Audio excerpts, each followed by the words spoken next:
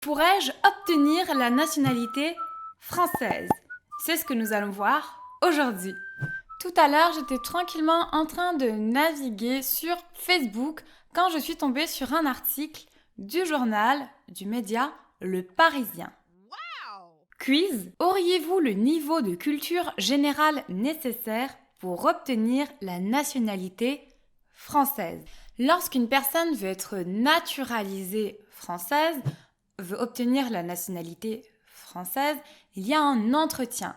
Et dans le cadre de cet entretien, on va notamment poser des questions sur les connaissances de la personne, sur la France, l'histoire de France et les principes de la République française. Vous savez aussi, si vous me suivez depuis quelque temps, que je suis belge.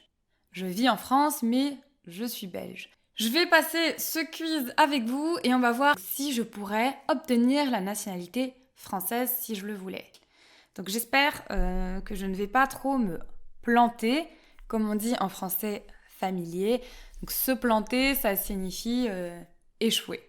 Donc n'hésitez pas, vous aussi, à faire le test et à me dire combien vous avez obtenu sur 20 et si vous pourriez, si vous le vouliez, obtenir la nationalité française. Bon, évidemment, ce n'est pas le seul critère, ce quiz de culture générale. Et bien entendu, c'est un exemple. Première question. Lequel de ces trois hommes n'a pas été président de la République? Valéry Giscard d'Estaing, Édouard Balladur, René Coty. Alors, je vais répondre... Édouard Balladur. Bon. 1 sur 20. En quelle année a été adoptée la Constitution de la Ve République? 1789, 1945 ou 1958? Je dirais que c'est juste après la guerre, mais on va voir. Non. Bon, déjà j'ai une erreur. La Constitution de la Ve République, toujours en vigueur aujourd'hui, a été adoptée le 4 octobre 1958. Ça commence bien. Qui dirige le gouvernement français? Le Premier ministre, le président du Conseil ou le président de la République? Le Premier ministre? Oui, bonne réponse. Quand a été inaugurée la Grande Mosquée de Paris? Alors là, j'en ai aucune idée. 1872, 1926 ou 1983? Je vais répondre 1983. Non. 1926, en présence du président de la République Gaston Doumergue et du sultan du Maroc Moulay Youssef. Qui était Auguste Rodin? Un peintre, un homme politique, un sculpteur? Un sculpteur. Bonne réponse. Laquelle de ces îles n'est pas dans les Antilles françaises? Sainte-Lucie, Saint-Barthélemy ou la Martinique? Sainte-Lucie, bonne réponse. À quelle guerre fait référence la bataille de Verdun? La Première Guerre mondiale, la guerre d'Algérie, la guerre de 100 ans? La Première Guerre mondiale, ok.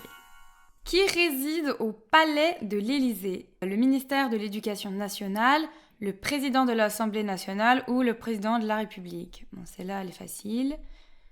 Le président de la République. Quel est le régime politique de la France? Une république à régime présidentiel, une république à régime semi-présidentiel, une monarchie constitutionnelle? Hein? C'est quoi ça, cette réponse? Ouais, moi j'aurais dit présidentiel, mais c'est semi, non? Bah oui, c'est quoi semi? Bon, j'ai répondu présidentiel et la réponse c'est régime semi-présidentiel. Je suis désolée, je sais même pas ce que c'est. Franchement, je m'excuse auprès de tous les Français, mais j'ai jamais entendu ça.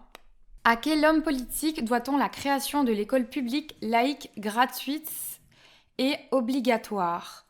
Léon Gambetta, Jules Ferry, Charles de Gaulle? Jules Ferry. Ouais, c'est la bonne réponse. Quel est le régime politique d'un pays dirigé par un roi? Ok.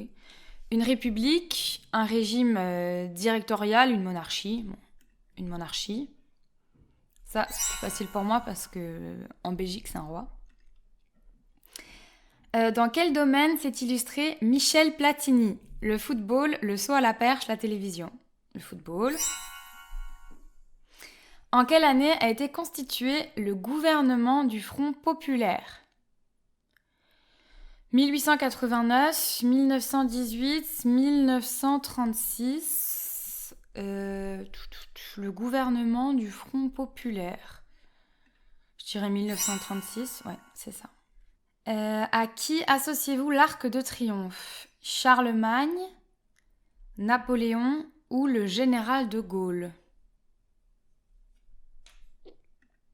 Napoléon, je dirais. Ouais, c'est ça. Qui est Jean Moulin? Un ancien président du Conseil de la 4e République, l'homme politique auquel on doit les congés payés, un préfet entré dans la Résistance. Un préfet entré dans la Résistance, oui, c'est ça. En quelle année la France a-t-elle aboli l'esclavage? 1848, 1905, 1958.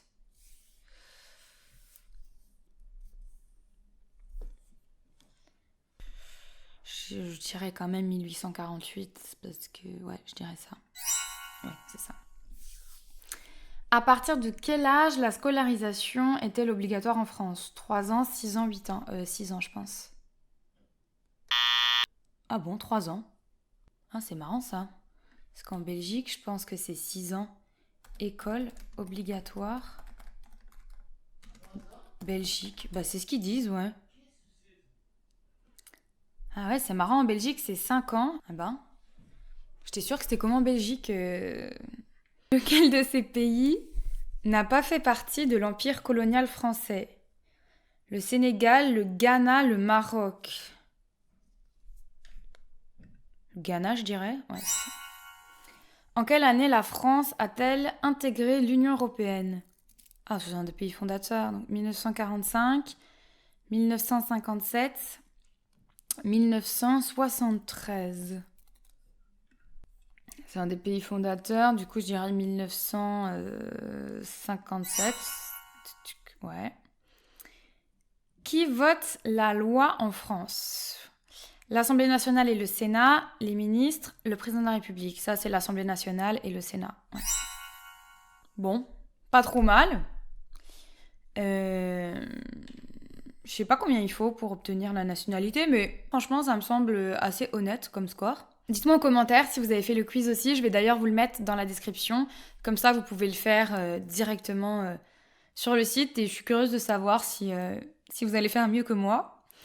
Et même si vous êtes français aussi, ça peut être intéressant de passer le test. Si vous avez aimé cette vidéo, bien sûr, mettez un pouce vers le haut pour soutenir ma chaîne et la création de mes vidéos. Je vous dis à très bientôt pour une vidéo de français. Bonne journée!